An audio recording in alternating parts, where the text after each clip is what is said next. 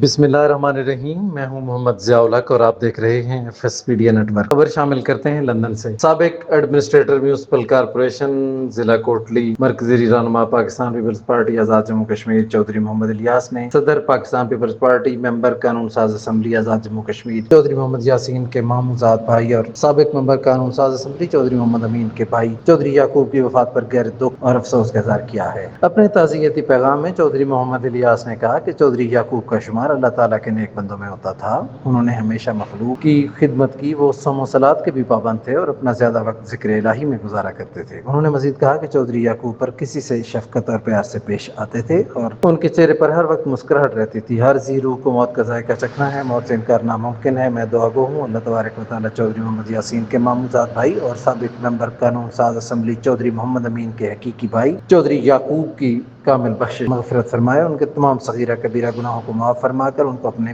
پیارے حبیب صلی اللہ علیہ وآلہ وسلم کی شفاعت نصیب فرمائے، جنت الفردوس میں اعلی مقام عطا فرمائے۔ چودھری محمد یاسین، چودھری محمد امین سمیت جملہ پسماندگان کو صبر جمیل عطا کرے، آمین۔ سبسکرائب کیجیے F S media network اور دیکھتے رہیے تازہ ترین تبصرے۔